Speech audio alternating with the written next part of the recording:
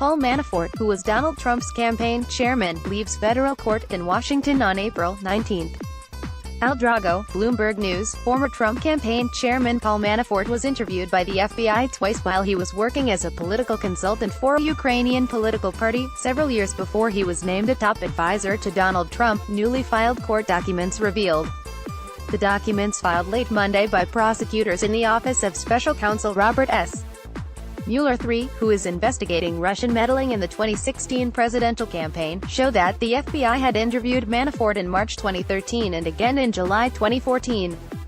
Manafort's deputy, Rick Gates, who also held a top role with Trump's campaign, was interviewed by the FBI in July 2014, the documents show. The information raises fresh questions about how closely the Trump campaign vetted staff members and whether Manafort and Gates told officials about their interactions with the FBI. Jason Maloney, a spokesman for Manafort, declined to comment, citing a gag order imposed by the judge in Manafort's case. A lawyer for Gates did not immediately respond to requests for comment, nor did Michael Glassner, executive director of Trump's campaign committee.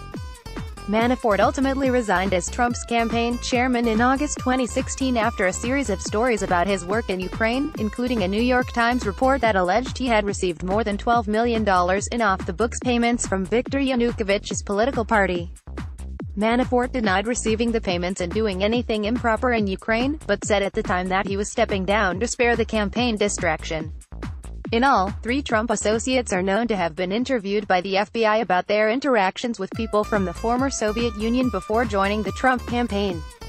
In addition to Manafort and Gates, the FBI interviewed campaign foreign policy advisor Carter Page about his interactions with a man the FBI alleged was a Russian intelligence agent.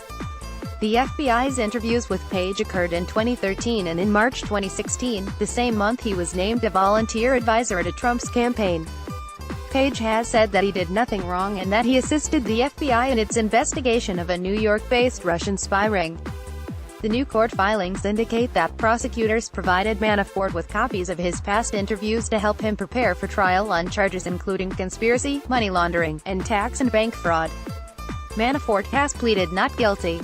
Gates pleaded guilty to conspiracy and lying to the FBI in February and is cooperating with Mueller's investigation.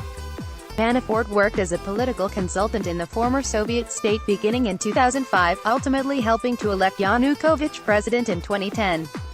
Yanukovych was ousted after public protests in 2014 and fled to Moscow. Manafort's work in Ukraine had been the subject of media coverage and was known before he joined the Trump campaign, but his FBI interactions had not been publicly disclosed.